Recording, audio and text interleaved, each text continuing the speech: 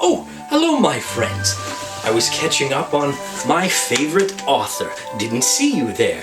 Why am I reading the entire Yale Shakespeare, you ask? Well, recently, Anonymous was released in theaters, and it poses some very interesting questions.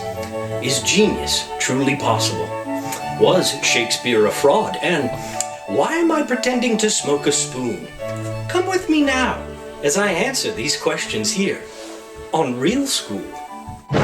Brush up your Shakespeare. Start quoting him now. William Shakespeare, Pablo Picasso, Albert Einstein, Orson Welles, Michael Wynne Johnson.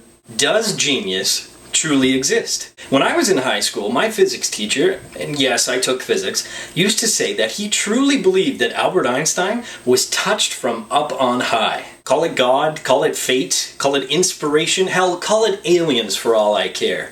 You have to agree to one thing.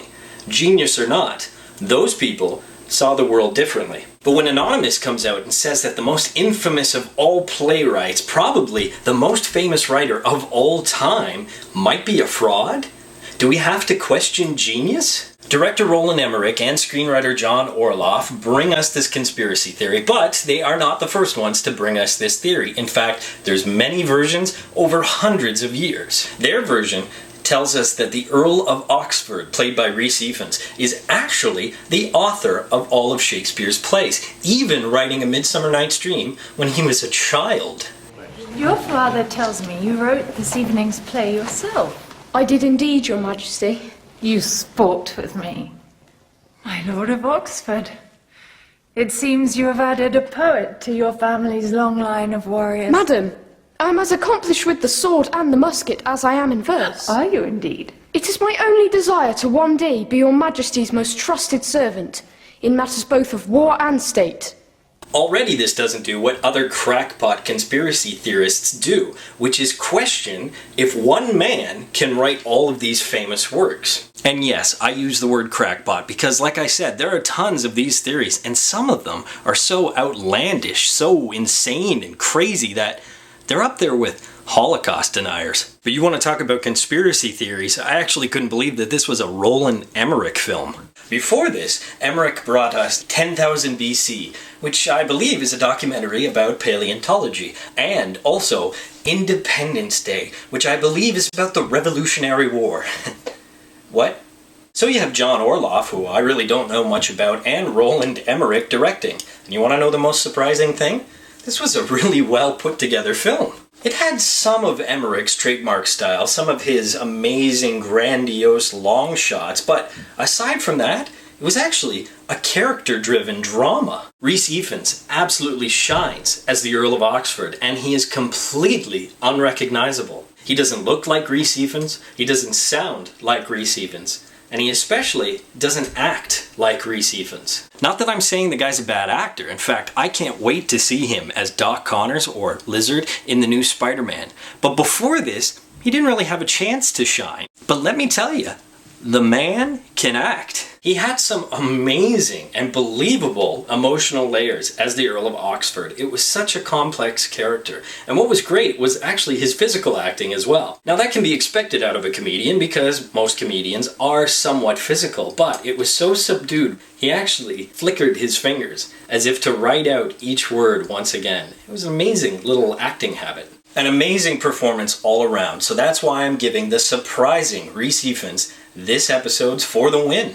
On the flip side, if you're a true bardophile like I am, then well, get ready for some character assassination. Rafe Spall, you probably recognize from the hilarious Hot Fuzz, portrays Shakespeare, and not as the usual wordsmith you think he is. The filmmakers and Spall portray Shakespeare as illiterate and a crap actor, a jackass, a braggart, and maybe even a murderer. By the way, did you know that Rafe Spall is actually the son of Timothy Spall? Whoa. I think Rafe should maybe thank his father for all the acting talent and his mother for everything else. But the character assassination doesn't just stop with Shakespeare. They show Elizabeth as absolutely lustful, spawning illegitimate children, and maybe even being incestual. Meanwhile, Christopher Marlowe is portrayed as a petty, jealous dandy who apparently informs on his colleagues. The craziest thing is, some of this actually happened.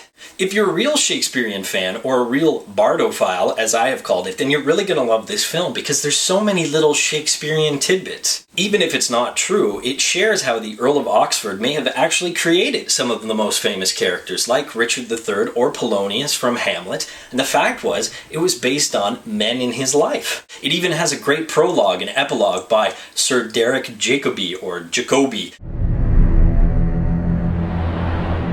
We all know William Shakespeare, the most famous author of all time, writer of 37 plays, 154 sonnets, several epic poems, and why we are here today.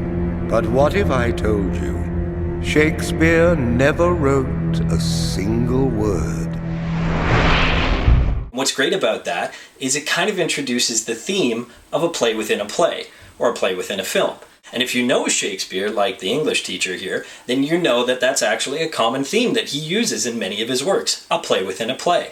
I talked about this with a colleague of mine, and he said that he had heard, the more you know about Shakespeare, the less you'll like this movie. Well, I'm an English teacher and an amateur actor. In fact, I have been in 2 Shakespearean productions. Maybe not as many as Sir Derek Jacobi, but a couple. I played Demetrius in A Midsummer Night's Dream, and I just finished, earlier this year, as Benedict in Much Ado About Nothing. So what's my theory? What do I think? I think that a man who can write with such passion, who can write about life, who can write about love and sex, the afterlife and the supernatural, well, he was an everyman. He wasn't the Earl of Oxford, he was a commoner, and I actually think it was Shakespeare himself. You know what else I think? I think Anonymous is an earn it. And actually, one of the best films of 2011. Such a great film. I really was so surprised. I mean, I came out thinking, you want to talk about Anonymous? I want to know who really directed this film. So my friends, until the morrow, we few, we happy few, we band of real schoolers. School, 'tis out. But the poet of them all, who will start 'em simply raving, is the poet people call the Bard of Stratford-on-Avon. Brush up your Shakespeare, start quoting him now. Brush up your Shakespeare, and the women you will wow. Just declaim a few lines from Othello, and they'll think you're a heck of a fella.